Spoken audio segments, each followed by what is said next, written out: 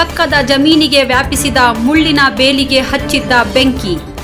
ರೈತನ ಜಮೀನಿಗೆ ಬೆಂಕಿ ವ್ಯಾಪಿಸಿ ಅಪಾರ ನಷ್ಟ.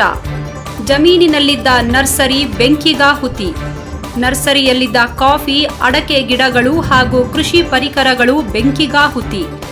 ಹಾಸನ ಜಿಲ್ಲೆ ಆಲೂರು ತಾಲೂಕಿನ ಆನಗಳಲೆ ಗ್ರಾಮದಲ್ಲಿ ಘಟನೆ. ಖಾಲಿ ಜಾಗದಲ್ಲಿದ್ದ ಬೇಲಿಗೆ ಬೆಂಕಿ ಹಾಕಿದ್ದ ಜಮೀನಿನ ಮಾಲೀಕರಾದ ಅನೂಪ್, ಪ್ರಕಾಶ್, ಗುರು ಎಂಬುವವರಿಗೆ ಸೇರಿದ ಜಮೀನಿಗೆ ವ್ಯಾಪಿಸಿದ ಬೆಂಕಿ. ಗುರು ಅವರ ಜಾಗದಲ್ಲಿದ್ದ ನರ್ಸರಿಗೆ ಬೆಂಕಿ ತಗುಲಿ ಅಪಾರ ಹಾನಿ. ಸ್ಥಳಕ್ಕೆ ಆಗಮಿಸಿ ಬೆಂಕಿ ನಂದಿಸಿದ ಅಗ್ನಿಶಾಮಕ ದಳದ ಸಿಬ್ಬಂದಿ. ಸ್ಥಳಕ್ಕೆ ಆಲೂರು ಪೊಲೀಸರು ಭೇಟಿ, ಪರಿಶೀಲನೆ. ಈಗ ಬೇಸಿಗೆಕಾಲ ಶುರುವಾಗಿದೆ. ಬಿಸಿಲು ನೆತ್ತಿಯನ್ನು ಸುಡ್ತಾ ಇದೆ. ಈ ವೇಳೆ ನಾವು ಎಲ್ಲೇ ಬೆಂಕಿ ಹಚ್ಚೋದಾದರೆ ನೋಡಿಕೊಂಡು ಹಾಕಬೇಕಾಗುತ್ತೆ.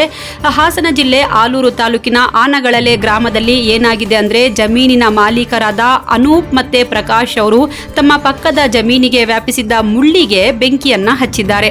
ಆದರೆ ಆ ಬೆಂಕಿ ಗುರು ಅವರ ಜಮೀನಿಗೆ ವ್ಯಾಪಿಸಿ ಅವರ ನರ್ಸರಿ ಹೊತ್ತಿ ಉರಿದಿದೆ.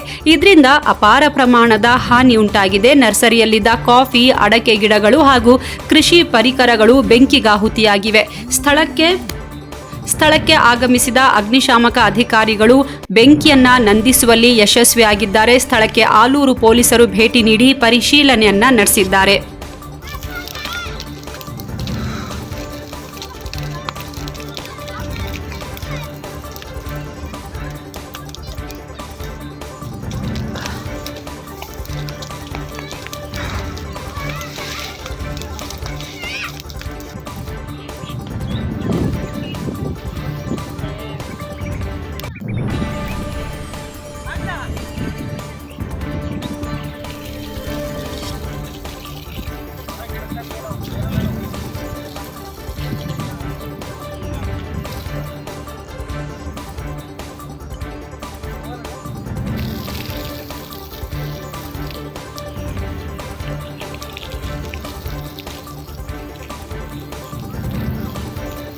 ಇಲ್ಲಿ ಯಾರೋ ಬೆಂಕಿ ಲೋಡ್ ಮಾಡ್ತಾ ಇದ್ರಂತೆ ಅಲ್ಲಿ.